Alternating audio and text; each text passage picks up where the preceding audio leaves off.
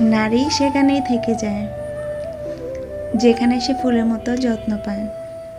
ধৈর্য মানুষকে উন্নতি করে, আর রাগ মানুষকে ধ্বংস করে। একটা সময় ছিল হাজব্যান্ডের কাছে কিছু আবদার করা সত্ত্বেও কিছুই দিত না। এখন মুখ দিয়ে যখন একটা কিছু কথা বের করি, সাথে সাথে দেওয়ার চেষ্টা করে। আসলে এটা মনে হয় ভাগ্য। তো আমার ভাগ্যটাই হচ্ছে এরকম, সহজে কিছু পাই না, অনেকটা সময় লাগে। যেমন আমার বাগিনা আমাকে বলতেছিল যে খালামণি আপনার আসলে অনেক ধৈর্য। তো আমি বললাম কেন?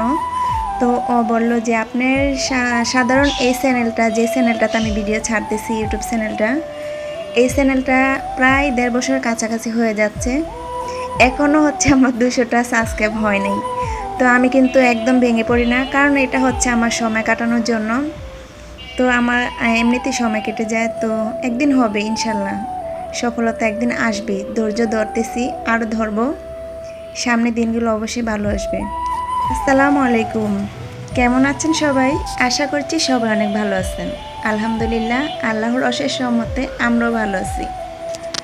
কালকে রাতে হচ্ছে 1টা বাজে ঘুমাইছি। তো এই রুমে হচ্ছে একটা খাট নিয়ে আসলাম, বড় আপুর খাট দিল। তো ওই খাটটা হচ্ছে আমাদের এক রুমে ফিটিং করলাম। তো এই রুমের খাটটা ওই রুমে নিছি, মানে চেঞ্জ করতে করতে রাত 1টা বেজে গেছে।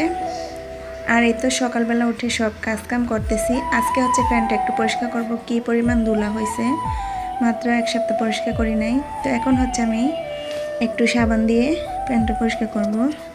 এই তো দেখেন ফ্যানটা কি পরিমাণ ধুলা পড়ছে। আসলে বিয়ে শাদী গেছে, ওরকমভাবে কাজকাম করা হয় নাই।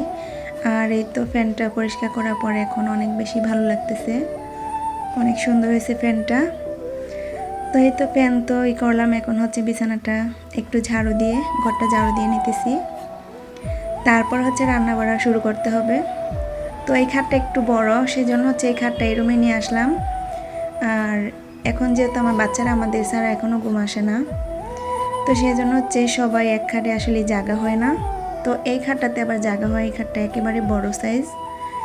তো ভাবলাম এই খাটটা এই রুমে নিয়ে আসলে সবাই একসাথে ঘুমাতে পারবো। এই তো ঘরে অনেক পরিমাণ ধুলাই পড়ছে, পুরাটা ঘরে আজকে ঝাড়ু দিলাম। আসলে রাস্তার সাথে রুম হলে যা হয়, বালু আর বালু। তো বাজার থেকে নিয়ে আসলাম কিছু ফল। এই তো মন্ধার জন্য কলা আর হচ্ছে এই বিলাতি গাব নিয়ে আসলাম।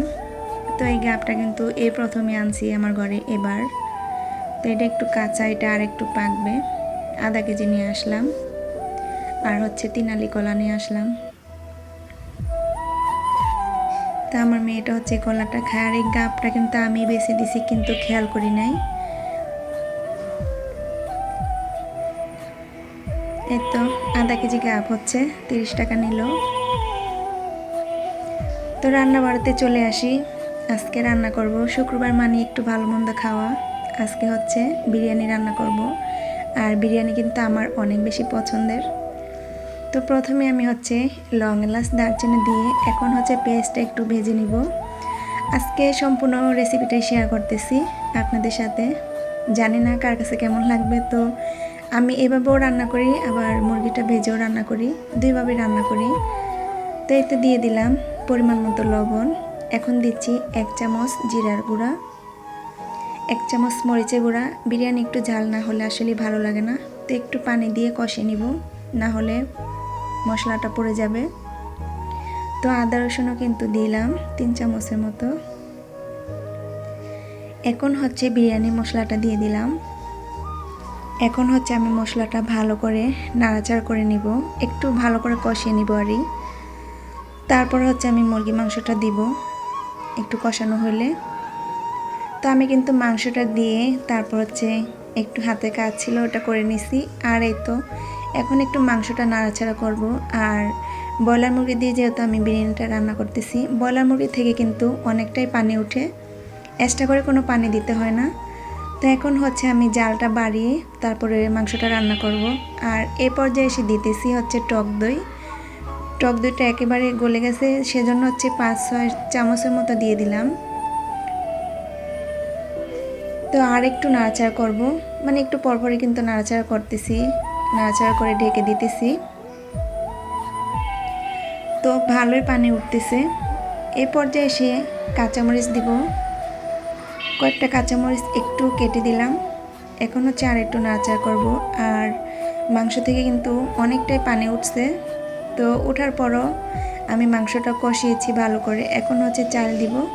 তো আমি যেহেতু 2 কাপ চাল নিয়েছি আর হচ্ছে পানি দেওয়ার কথা ছিল 4 কাপ, তো আমি এখানে হচ্ছে 3 কাপ দিলাম। 3 কাপের ভিতর 2 কাপ পানি দিছি আর 1 কাপ হচ্ছে লিকুইড দুধ দিলাম।